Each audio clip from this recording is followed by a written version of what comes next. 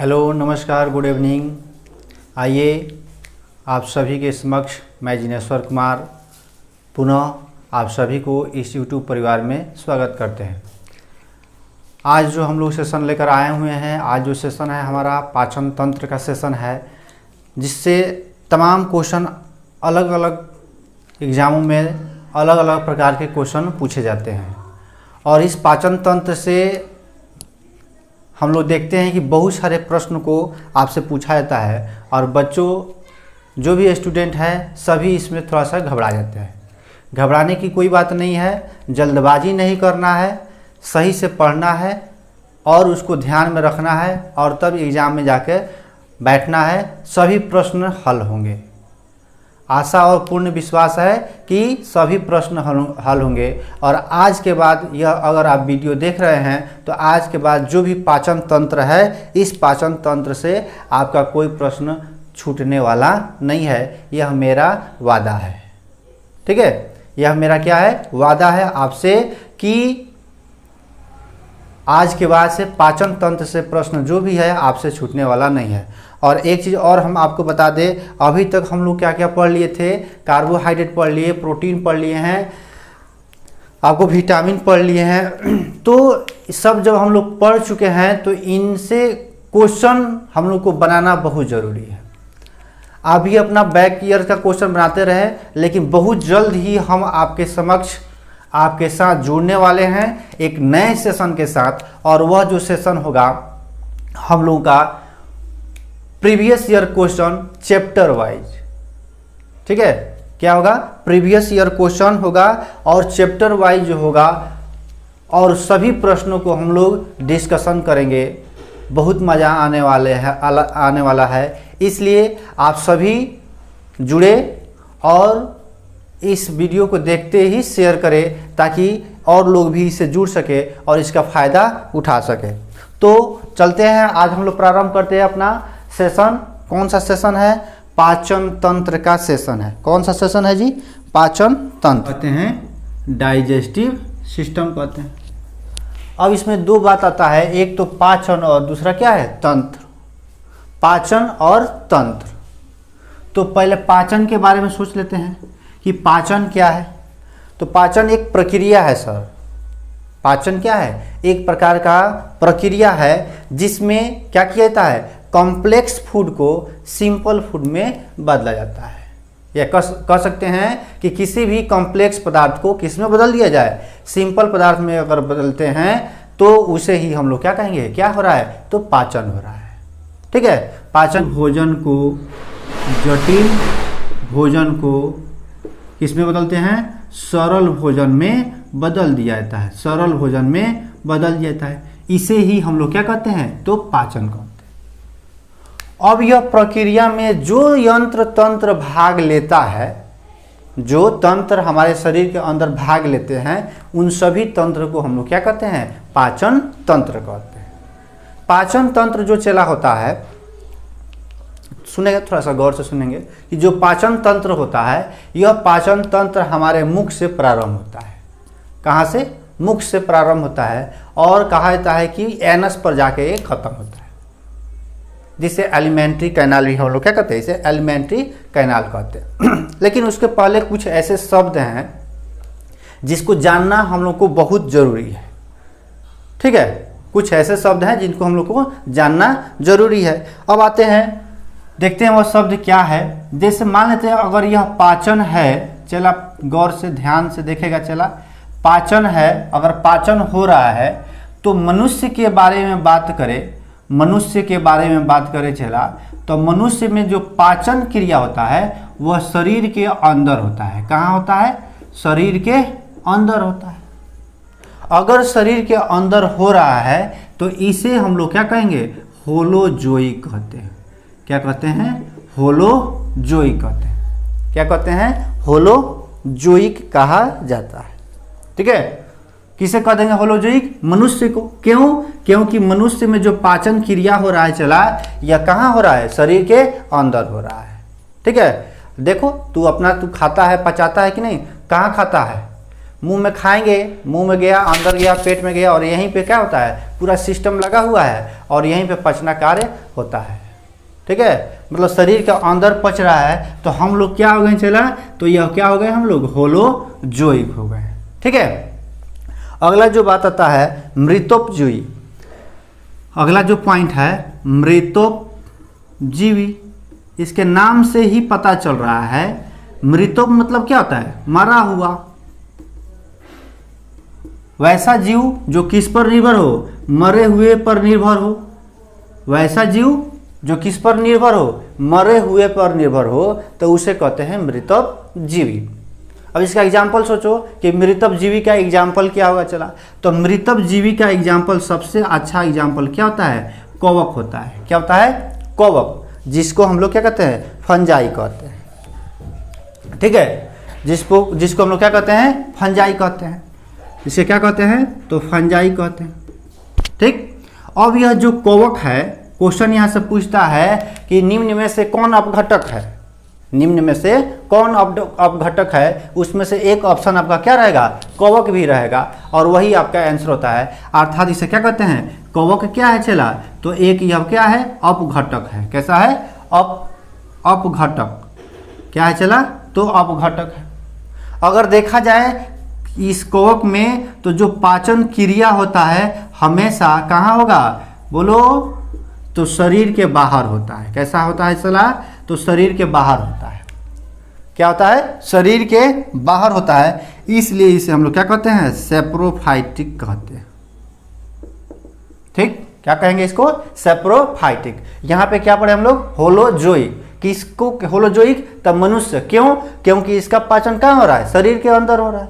और इसे क्या कहते हैं, कवक क्या है, इसका पाचन कहाँ हो रहा है, तो शरीर के बाहर हो रहा है। इसे क्या कहते हैं, सेप्रोफाइटिक कहते हैं या मृतोपजीव कहते हैं। अर्थात ये कहाँ निर्भर होता है, किस पर, मरे हुए जीव पर निर्भर होता है। कवक जो है चला, एक अपघटक का भी कार्य करता है, मतलब किसी वस्तु को सड़ाने गलाने का भी कार्य करता है, इसलिए इसे क्या कहता है कि यह क्या है, एक अपघटक भी है। ठीक, चलिए आगे बढ़ते हैं हम लोग। अगला पॉइंट देखते हैं परजीवी के बारे में। किसके बारे में, परजीवी। अगला पॉइंट देखते हैं हम लोग कि परजीवी क्या है। परजीवी, पैरासाइट। परजीवी क्या है, परजीवी किसे कहते हैं, अगर दो जीव है, दोनों जीव में से किसी एक को लाभ हो और दूसरे के हानि हो, तो उसे क्या कहते हैं, पैरासाइट कहा जाता है। ठीक है, दूसरे क्या हो, एक को लाभ लेकिन दूसरे को हानि होता है। जैसे सोचो तुम्हारे घर कोई मेहमान आए हैं, अब मेहमान आए एक दो दिन रहने के लिए, अगर कोई ऐसा मेहमान आ जाए कि वहाँ पे घर बसा ले, तब उस मेहमान को हम लोग क्या कहेंगे, पैरासाइट कहेंगे। इस पे फिल्म भी बना है, क्या, कौन सा फिल्म, प्रेस रावल का फिल्म है, देख लीजिएगा, नाम नहीं याद आ रहा है। तो यह पैरासिट है। मतलब क्यों, क्योंकि जब मेहमान आ गए तो एक दो दिन तो काम चल सकता है, लेकिन अगले दिन 2 3 4 5 10 1 माह 2 माह अगर रहने लगे तो क्या होगा, सिर्फ उन्हीं को फायदा है, तुम्हें फायदा नहीं होगा। अर्थात वो कैसे बिहेव करने लगते हैं, पैरासाइट की तरह बिहेव करने लगते हैं। पैरासाइट समझ में आ गया कि किसी एक को, दो जीव में से किसी एक को अगर फायदा हो रहा है तो उसे क्या कहते हैं, पैरासाइट कहते हैं। अगर इसका एग्जाम्पल देखा जाए तो बहुत बढ़िया एग्जाम्पल आजकल चल रहा है, क्या, वायरस। जो भी वायरस है, यह सब वायरस कैसे होते हैं, परजीवी होते हैं। कैसे होते हैं, परजीवी होते हैं। क्यों, क्योंकि यह जो वायरस होता है, यह क्या करता है, यह मृत अवस्था में रहता है। मतलब किसी सेल के बाहर अगर रहता है तो यह मृत अवस्था में रहता है, लेकिन जैसे ही किसी के सेल के अंदर गया, जैसे कोई मेहमान आया और आके रहने लगा, अब रहने लगा तो तुम्हारा बेडरूम, पहले तो गेस्ट रूम छेकेगा, उसके बाद से कुछ दिन हॉल छेकेगा, उसके बाद तुम्हारा बेडरूम छेकेगा, मतलब अपना क्या करेगा, दबदबा बढ़ाने लगेगा। तो उसे हम लोग क्या करेंगे, पैरासिट कहेंगे। मतलब ये वायरस क्या किया, एक सेल में गया, जैसे सेल में गया अपना एक्टिविटी प्रारंभ कर दिया, और प्रारंभ करने के बाद से उस सेल से क्या करने लगा, पोषण लेने लगा, और अपना वृद्धि करके उस सेल को ही क्या कर देगा, मार देगा। बात समझ में आ रहा है।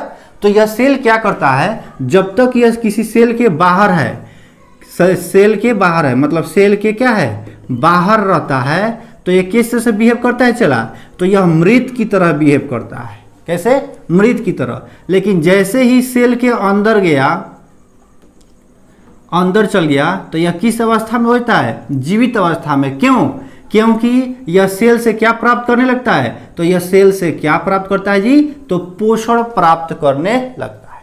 क्या प्राप्त करता है, पोषण प्राप्त करता है। ठीक है, या कह सकते हैं कोई भी वायरस है सेल के अंदर क्यों जाता है, अपना पोषण प्राप्त करने के लिए। अब जैसे सेल के अंदर गया, सेल को उससे कोई फायदा नहीं है, हानि ही हानि है। जैसे तुम्हारे घर कोई आए मेहमान, ठीक है, लेकिन उस वायरस को उसमें फायदा है। क्या फायदा है कि उसको क्या मिल रहा है, पोषण मिल रहा है। अर्थात इस वायरस को हम लोग क्या कहते हैं, यह वायरस क्या होते हैं, परजीवी होते हैं, पैरासाइट होता है। ठीक, चलिए अगला देखते हैं, सिम्बायोटिक। अगला टॉपिक हमारा होगा कि सिम्बायोटिक क्या है। यहां पे देखिए, सहजीविता, सहजीविता इसे कहते हैं सिम्बायोटिक। सिम्बायोटिक कहा जाता है कि अगर दो जीव है, दोनों में से एक दूसरे को क्या हो, लाभ हो, मतलब दोनों जीव को एक दूसरे से क्या हो, लाभ हो। अगर ऐसा होता है तब उन्हें हम लोग क्या कहते हैं, सहजीवन कहा जाता है या सहजीविता कहा है। जैसे रिलेशनशिप, लिविंग रिलेशनशिप, दोनों को फायदा है ना। लिविंग रिलेशनशिप में क्या है, दोनों को फायदा है। अब तू समझदार है, समझ गया होगा क्या फायदा है क्या फायदा नहीं है। तो यहाँ पे क्या है, सहजीविता है, मतलब दोनों को क्या हो, फायदा हो। तो उसमें दोनों को फायदा वाला कौन है, तो लाइकेन हम लोग पढ़ते हैं। लाइकेन जो है चला, लाइकेन, यह लाइकेन जो है यह कहा जाता है क्या, योजक कड़ी है। किसका, फंगस और फंगी और एल्गी का। मतलब इस फंगी या फंजाई और एल्गी का यह क्या है, तो पहला पहला प्यार है। क्या है चला, पहला पहला प्यार है। कौन, तो यह लाइकेन। कैसा, कैसे, तो यह लाइकेन फंगस के साथ भी रह सकता है और यही लाइकेन किसके साथ, algae के साथ भी रह सकता है। इसलिए कहा जाता है कि फंगस और या फंजाई और algae, शैवाल का क्या है, पहला पहला प्यार कौन है, तो यह लाइकेन है। चला ठीक है। अगर दूसरा देखा जाए यहाँ पर, तो दूसरा यहाँ से क्वेश्चन बनता है कि किसे हम लोग वायु प्रदूषण सूचक कहते हैं। क्वेश्चन घुमाएगा कि निम्न में से कौन वायु प्रदूषक सूचक है। ऑप्शन दे देगा फंजाई, यहाँ पे क्या देगा, फंजाई, एल्गी, लाइकेन और पैरासाइट, कुछ भी दे दे। तो वायु प्रदूषण का जो सूचक होता है उसे कौन माना, किसे माना जाता है, तो उस लाइकेन को ही माना जाता है। किसके लिए, वायु प्रदूषण सूचक के लिए। क्यों माना जाता है, क्योंकि जहां वायु प्रदूषण होगा वहां पे लाइकेन, वायु प्रदूषण अगर अधिक है तो लाइकेन का ग्रोथ क्या होगा, कम होता है। लाइकेन का ग्रोथ क्या होता है, कम होता है। तो इसलिए कहा जाता है कि वायु प्रदूषण का सूचक कौन है, तो यह लाइकेन है। ठीक है। दूसरा एग्जाम्पल आपसे क्वेश्चन है चला कि ऐसा कोई और जीव बताओ, जीव का नाम बताइए जो क्या होता है, सिम्बायोटिक होता है, मतलब सहजीविता होता है। क्या होता है, सहजीविता होता है। एकदम कमेंट में धकाधक लिखो और धकाधक लिख के हमको आंसर दो। देखते हैं कितने लोग इस प्रश्न का हल बताते हैं।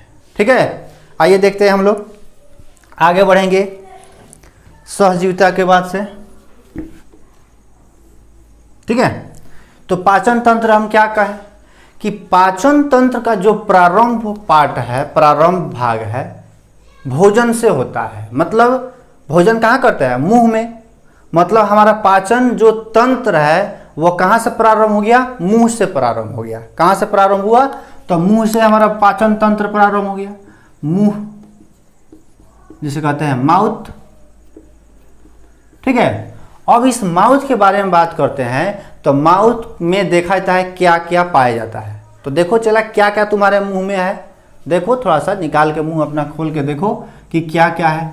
तो मेनली हमको दिखाई दे देगा दांत क्या दिखाई देगा, दांत, और क्या दिखाई देगा, एक जीभ दिखाई देगा जो बड़ा और चलता है, छोटू छोटू बोलते रहता है, वही है।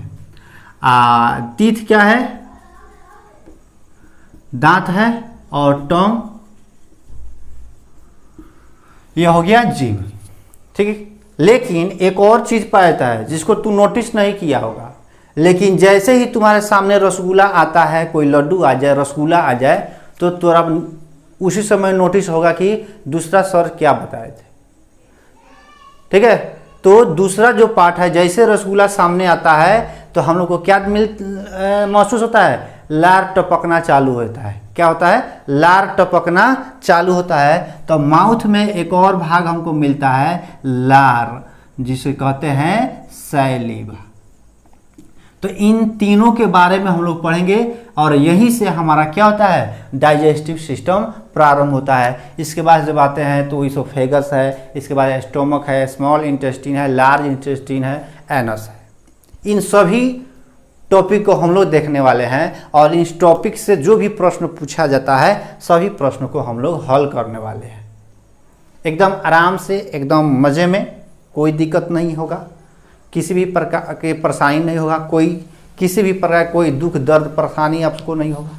ठीक है, तो चलिए हम लोग प्रारंभ करते हैं। मुंह, मुंह में जो पहला हम लोग को टॉपिक मिलेगा, दांत मिलता है। अब दांत का स्ट्रक्चर देखो, चला दांत का स्ट्रक्चर अगर हम देखें तो इस तरह से हमको दांत का स्ट्रक्चर मिलता है जी कि नहीं, यही है हमारा दांत का स्ट्रक्चर हो गया। जो दांत का स्ट्रक्चर का जो बाहरी पार्ट होता है, जो देख रहा होगा क्या, उजला पार्ट होता है, यह उजले पार्ट को हम लोग इनेमल कहते हैं। क्या कहते हैं, इनेमल कहते हैं। ठीक है, अब यह जो इनेमल होता है, क्वेश्चन पूछ देगा कि मनुष्य के सब शरीर का सबसे हार्डेस्ट पार्ट कौन है, सबसे कठोर पार्ट कौन है, तो यही सबसे कठोर पार्ट है। मनुष्य के शरीर का सबसे कठोर पार्ट, शरीर का सबसे कठोर भाग कौन है, तो यही कठोर भाग होता है। कौन, इनेमल कठोर भाग होता है। ठीक है, इसी इनेमल का पहले क्षरण होता है, लेकिन क्षरण कैसे होता है, जब यह इनेमल किसके कांटेक्ट में आता है, एसिड के कांटेक्ट में आता है, तब इस इनेमल का क्षरण प्रारंभ होता है, और क्षरण होते होते इसके लास्ट पोजीशन पे चला जाता है, जिस पोजीशन को हम लोग पढ़ेंगे पल्प कहते हैं। अब जैसे यह छिद्र पल्प तक चला जाता है, तब पानी जैसे पिएगा और उसमें जाएगा तो झंझनाहट होता है। क्या होता है, झंझनाहट होगा, पूरा कस के दर्द होगा। ठीक है, तो इससे बचने के लिए क्या नहीं खाना है, और एसिड को नहीं लेना है, कम मात्रा में लेना है। लेकिन बहुते तू लोग चाय पीता है, खूब चाय पीता है, तो चाय पीने से ही इसका क्षरण होता है। चला, चाय पीने से अधिक मात्रा में चाय पिएगा तो इसका क्या हो जाएगा, क्षरण होगा। किसका, इनेमल का। क्षरण न हो चला, इसका भी उपाय है, कहेगा तो बताएंगे। क्षरण न हो इसका भी उपाय है, लेकिन कहेगा तबे तोरा हम बताएंगे। आओ सुन ले, क्या तू कहेगा, बताइए देते हैं। अब ये जो क्षरण है, रोज सवेरे उठ के तू क्या करता है, क्या करता है, करता है कुछ नहीं करता है। देख यहाँ पे उल्टा सीधा मत सोच, टूथपेस्ट का प्रयोग करता है, टूथपेस्ट का हम लोग प्रयोग करते हैं। ठीक है, आप पूरा लेके एकदम पूरा क्या करता है, साफ करता है। तो यह टूथपेस्ट क्या करता है, क्षरण को रोकता है। क्यों क्षरण को रोकता है, क्योंकि एसिड को क्या करने के लिए, कंट्रोल करने के लिए, मारने के लिए, भक्षक करने के लिए, न्यूट्रल करने के लिए किसकी आवश्यकता होती है हमें, तो बेस की आवश्यकता होती है। चला, और यह बेस कहाँ मिलता है, इसी टूथपेस्ट में मिलता है। इसीलिए कहा जाता है कि सुबह उठ के क्या करो, ब्रश करो, कि जो भी तू एसिड खाया होगा वो इनेमल को क्षरण करने से बचाने के लिए किसकी आवश्यकता है, इस टूथपेस्ट की आवश्यकता पड़ती है। ठीक है, चलिए आगे बढ़ते हैं हम लोग।